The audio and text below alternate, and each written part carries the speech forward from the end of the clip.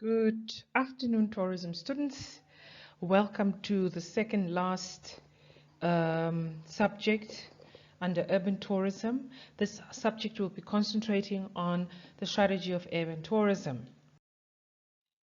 In this chapter, we will be looking at the planning process.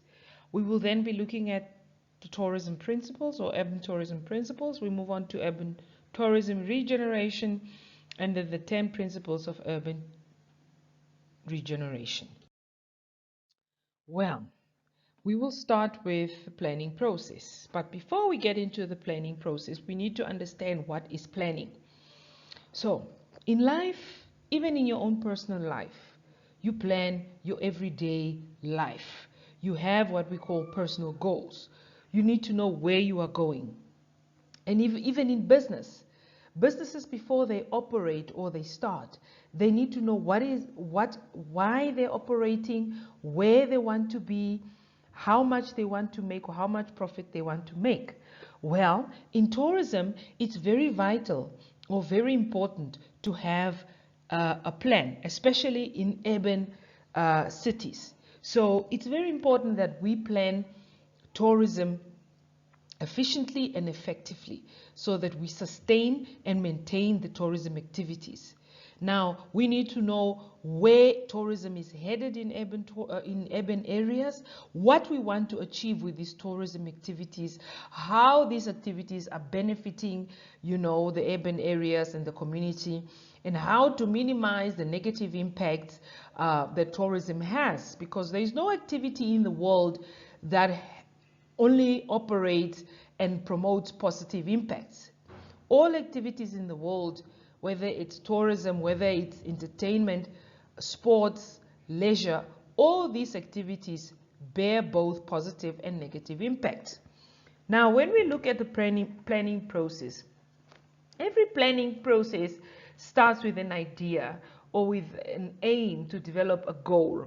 All right. So before you even develop and move on to the next stage, you need to do a proper research where you need to find out where your current situation is and where you are headed. And that is called research.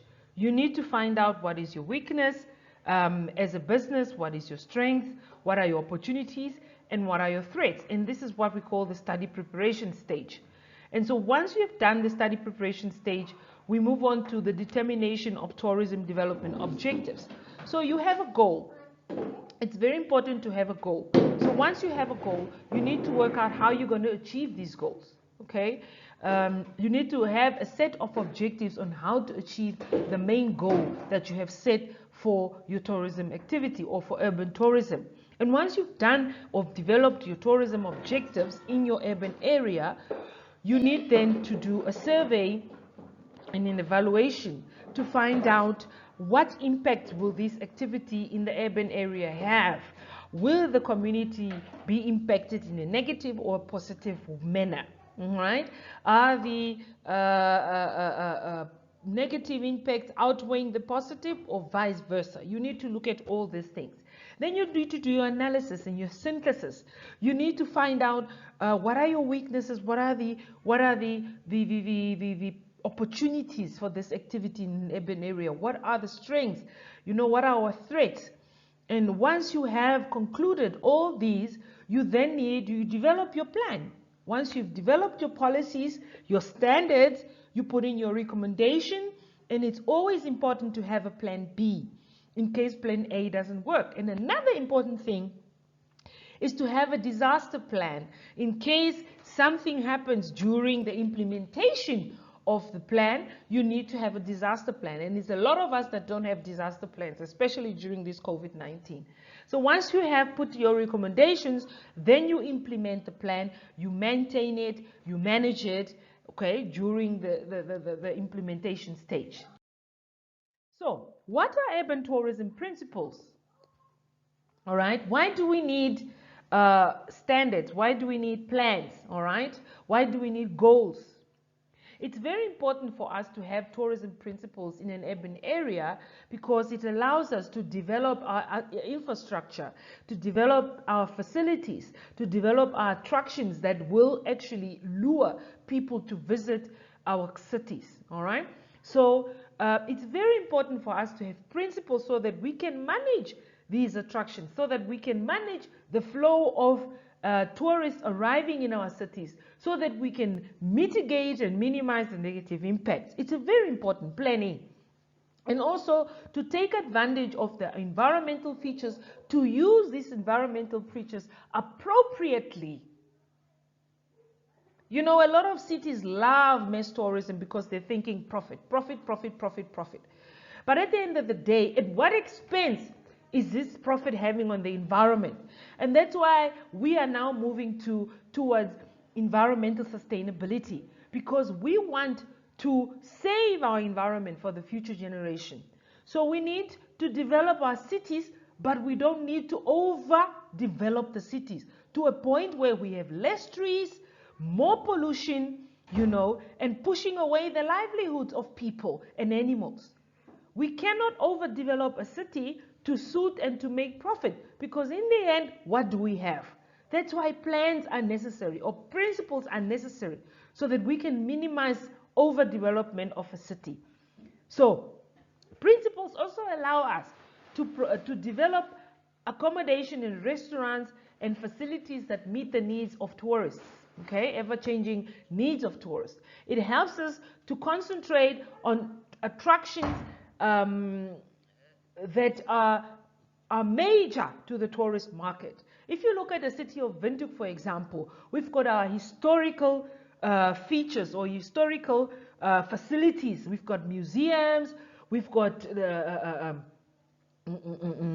Independence Avenue that's full of historical buildings and monuments like our Heroes Acre. So all these, most of them are man-made. Zoo Park. These are all built to invite and lure tourists. But we need, especially a city like Windhoek, what more can we do to keep tourists here? Because a lot of our tourists are coming in the city of Windhoek and only staying one day. But we need to ask ourselves, is it what we really want? Can we focus on developing a plan that will enable Windhoek to be a city to visit and not just a city to transit? Because you find a lot of cities are only there as a transit point and not as an attraction point. So when people visit Namibia, they go through Windhoek, they will pass Windhoek because the main airport or the international airport is in Windhoek, and then they will go on to Swakopmund and Etosha. What can we do as individuals in our city to promote Windhoek as a stay-in city, even for 7 days? These are the principles and plans we need to start developing as individuals in Windhoek. So we need to provide good networks, good transport networks, good activities, not only shopping, because yes, Windhoek is known for shopping malls, Windhoek is known for entertainment, but is it the only thing that we want to offer our tourists? What else can we look at in terms of nature? We've got wide spaces, especially in terms of nature, but a lot of these spaces are being used for urban settlement and development.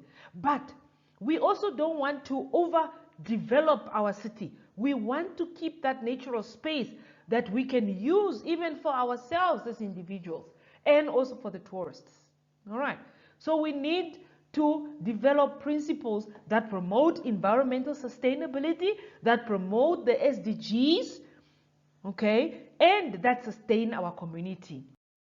Also, some of the reasons why we need principles in planning is to provide adequate tourist information to tourists as they come into our city. They need to know what is the weather, what public transport is available. We need to have road infrastructure that supports the travel of the people, local people, and also tourists. Remember, we're not only talking about international tourists.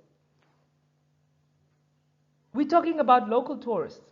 A lot of countries, especially in Africa, have been focused on international tourists. And as COVID hit, we realized that our focus or our market focus needs to change now to the local market. We need to encourage local people to use their own product. And this we were not doing before COVID. And so it is very important to encourage and also to initiate a local or domestic tourism. We need to guide our Namibians to use their tourism product.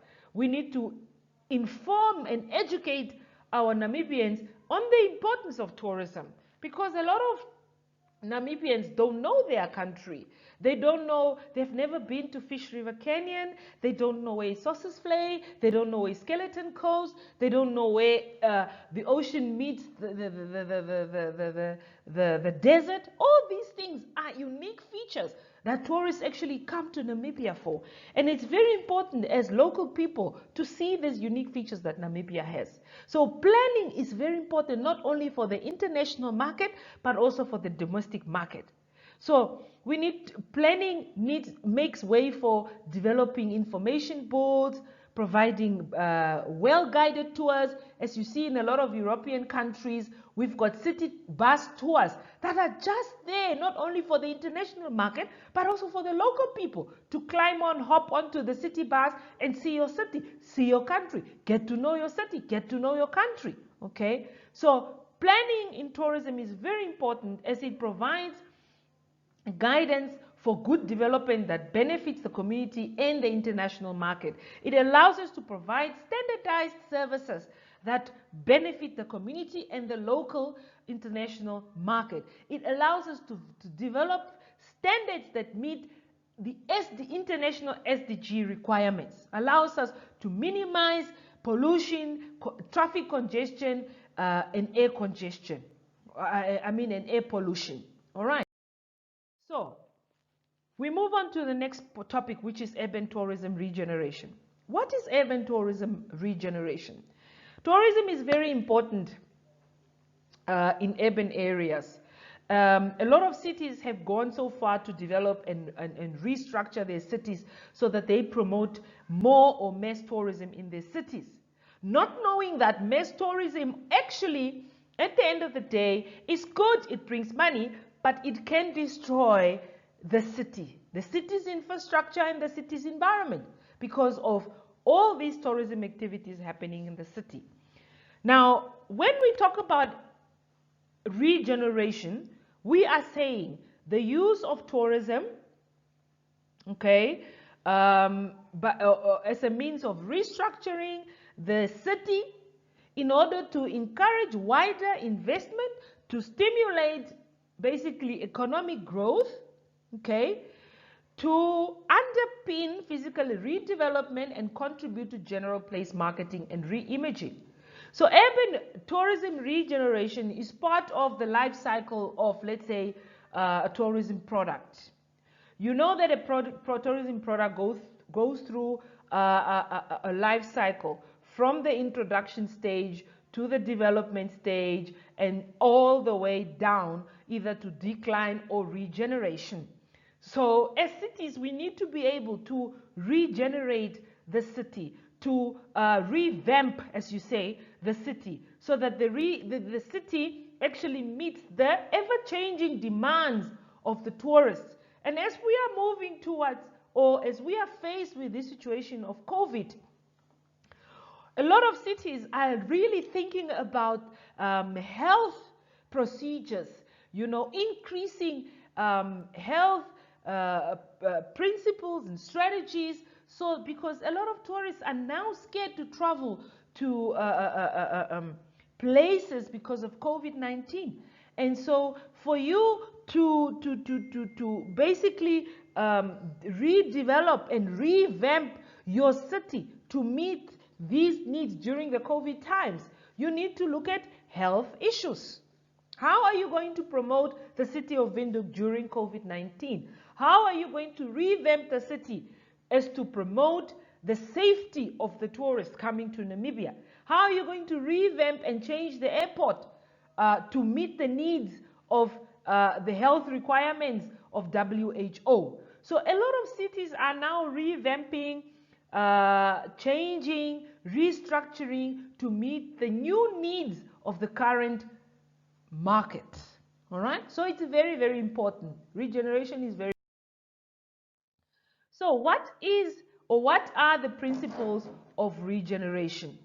One of them is when you are redeveloping or revamping a city, it's very important that you develop a plan.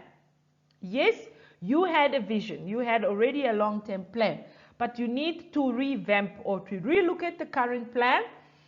Relook at the current plan. Obviously, the vision, you had a vision for 10 years. Some of these visions, when you don't change your vision, at the end of the day, your path, you might never reach where you are going, because your vision has to be flexible and to adapt to the new changes. Life is not a straight road. Life is a crooked road. Life can turn from going straight to going left or right. So your vision needs to be flexible to adapt to those changes.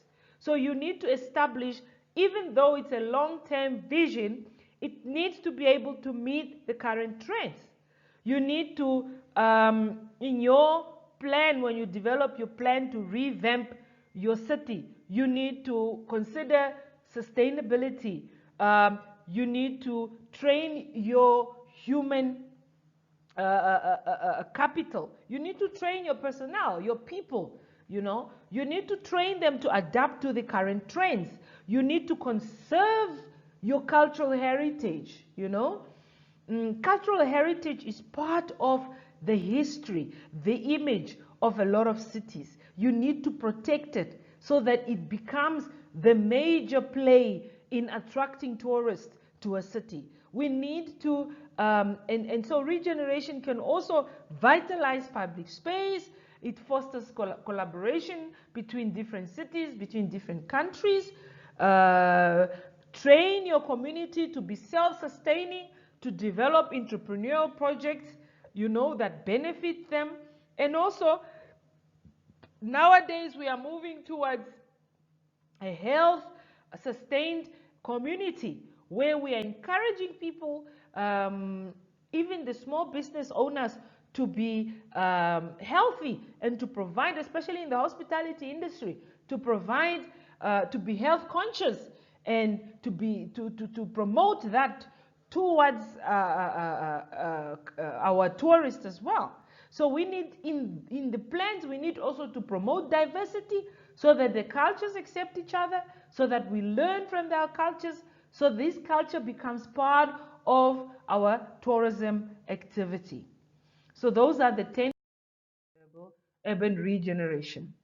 Now, in a plan or in a policy, a plan needs to have a long-term vision.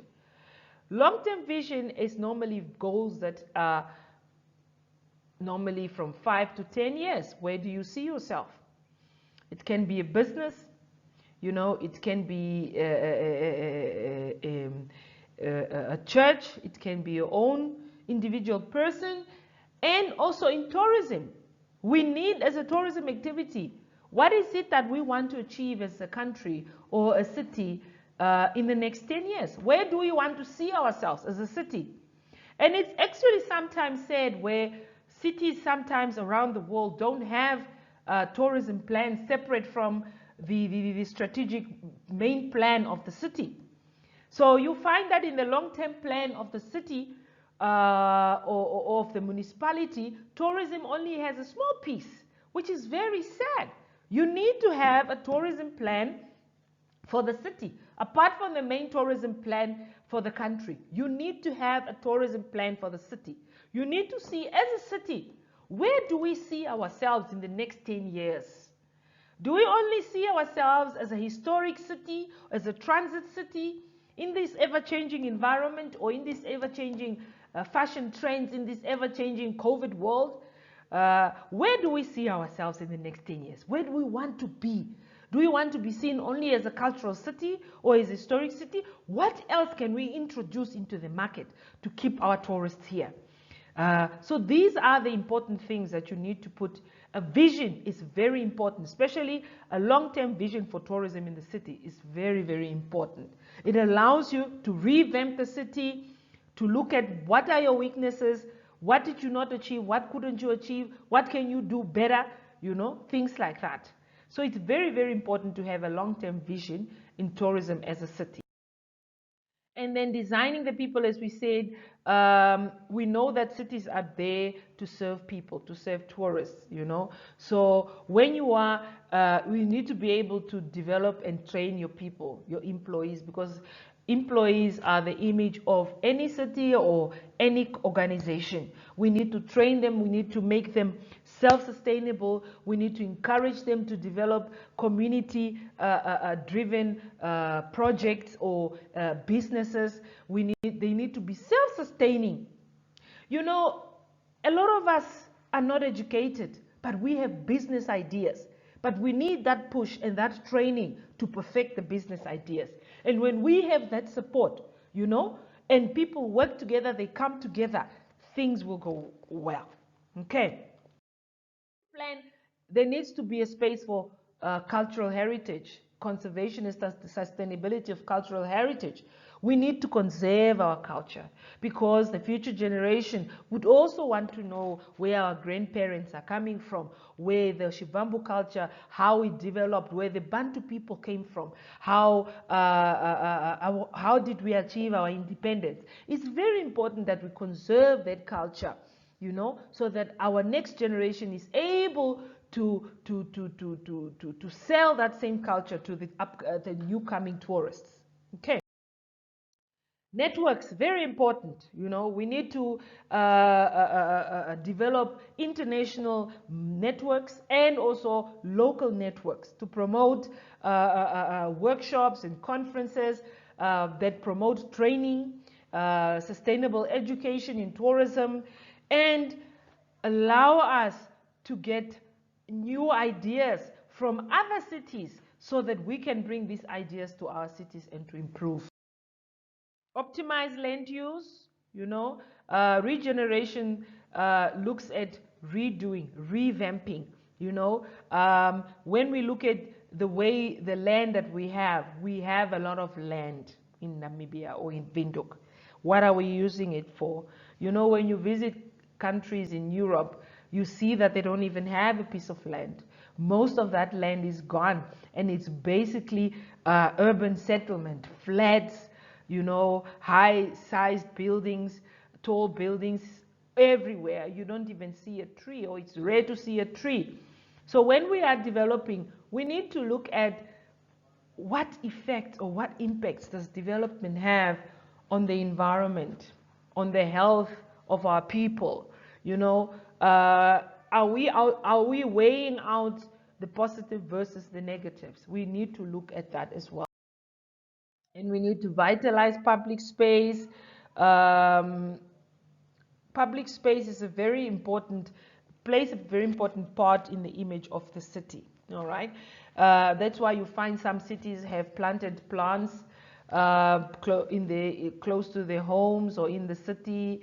They have little water fountains there in the city. So that actually becomes part of the image of the city. And so we need to make sure that when we develop our public space, it should be environmental friendly to the eye of the tourist, to the eye of the local people. It should be accessible, not just develop road structure everywhere and houses everywhere where there's no space, where there's no trees, where there's no parks, you know.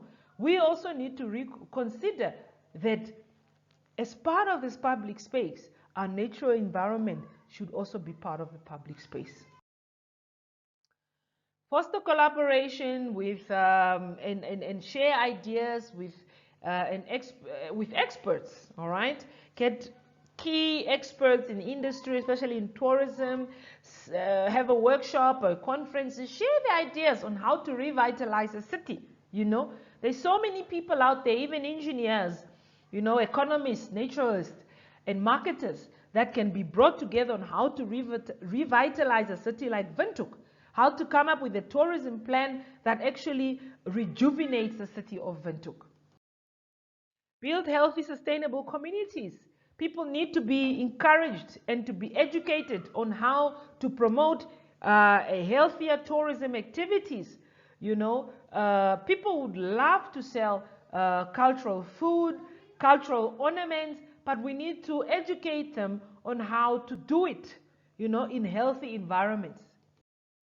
Also, integrating economic development. Economic development should not just be one street. It should foster and include community members. People should be encouraged to become entrepreneurs. People should be encouraged to be self-sustaining, to be involved in tourism. When we revamp the city, it should make space for community empowerment, okay, and also youth empowerment. Promote diversity. We've got different types of cultures in our city, so we need to promote also in culture, in terms of culture and economic diversity. We cannot just focus on certain types of tourism activities like what we have now in the city of Windhoek, where we are just promoting historical culture. We need to focus on various types of tourism activities that can foster to other markets, because tourists vary. We've got leisure, we've got adventure, we've got sports, we've got entertainment. So every tourist visits a certain city for a certain reason. So we need to be able to attract tourists not only that love nature, but also that love other types of tourism activities. Cities like Barcelona, for example, in Spain, they have sports, then they have the beach, then they have leisure. You need to be able as a city to offer more than just one type of tourism activity, because some of these activities fade away as years and years go by. Tourists they change, their needs change. You cannot be monotonous. It becomes boring. You need to create various different types of activities. So tourism planning or development is very important, because it allows cities or urban areas to revamp their look when it comes to tourism. It allows them to meet the ever-changing needs of tourists, all right? It allows them to create new ideas or new products or new tourism activities. It allows or attracts investors to invest more in the city. It allows the community to be aware of the opportunities in tourism. It allows the city to train and educate community in the importance of tourism and initiating health practices in tourism. So when we look at the types of strategies that a city can focus on, I've listed about 5 strategies here. So when you are developing a plan or a tourism strategy, you can either focus on an event-led strategy. Some cities might not have the proper facilities or attraction points that actually lure tourists to the city. So you can either be an event-based city, where you would just host events and people come to these events. Or you can develop a plan that focuses on attractions, where you know that you've got so many attractions in the city. How can you develop a strategy that promotes these attractions and develops activities at these attractions? Also, then you have a business-led strategy, where certain cities focus on making money, all right, and developing business models or business facilities that actually are profit-driven. Okay, so you can look at restaurants, hotels, entertainment centers, internet cafes. So you find that some cities are just business-driven. They want to encourage a lot of businesses in the city, so that they can promote a business-led tourism strategy. Then you've got a culture-led strategy that focuses on promoting culture in the city. And you have those cities also in Europe. For instance, in Rome, Italy, also France.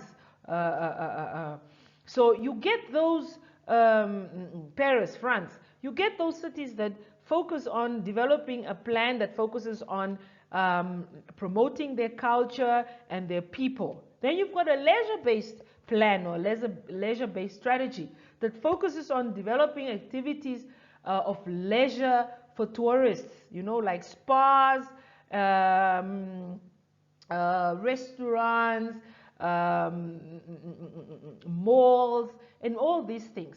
So it's either you can have all these strategies in one plan, you can also be a combination of the two, or you can have a combination of all 5 strategies in one plan. It's all up to the city. All right. So how do we manage once you have developed your plan? It is very important to manage the tourism flows in your area. Why? Remember in the last chapter, we were talking about sustainable tourism and how to minimize the negative impacts that the tourism activities have on urban areas. It is very important to minimize the tourist flows. We're not saying stop the tourists from coming into our city. No, we cannot do that because tourism is an activity that a lot of people enjoy. Okay? So how do we manage the tourism flows? And how do we include that in our tourism policies? All right, by developing standards and policies like banning drinking and smoking in streets, you know, introducing entry restrictions, by introducing visas, all right, by having security cameras to monitor visitors. Mind you, although tourism is a good activity all over the world and it's a money-making activity, it still can promote crime. And a lot of people take advantage visiting countries, especially criminals, using tourists as an activity to commit their crimes. And so it's very important that we put these restriction measures at the point of entry, at the airport, you know. We encourage customs to develop standards that minimize crime. We encourage foreign affairs to develop entry restrictions, all right?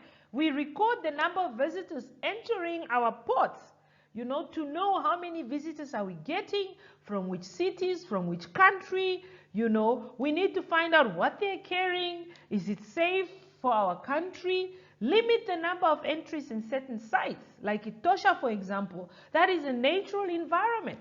We need to protect the natural environment for the next, we need to have a plan to protect the environment for the next 10 years. How are we going to do that if we have almost maybe 10,000 people entering the park every year, you know? And are we monitoring those people as they enter the park? Yes. We need to know what exactly are they doing and what impacts do their activities have on the animals. Are we going to have these animals for the next 20 years? We need to look at all these things. And we need to introduce zoning plans, you know, that allow tourist facilities to be protected, and also natural environments to be protected, okay? Introduce tax policies on tourists also, whether it's domestic or international. People need to be responsible. You cannot just come in and use our resources and facilities for free. You need to be part of the development and the conservation. Make the tourists or customers part of the development and the revamping of your city. So this is how we can manage the tourist flows in urban.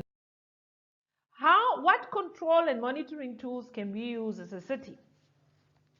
First of all, town planning, which is done across the world or across the globe by a lot of municipalities.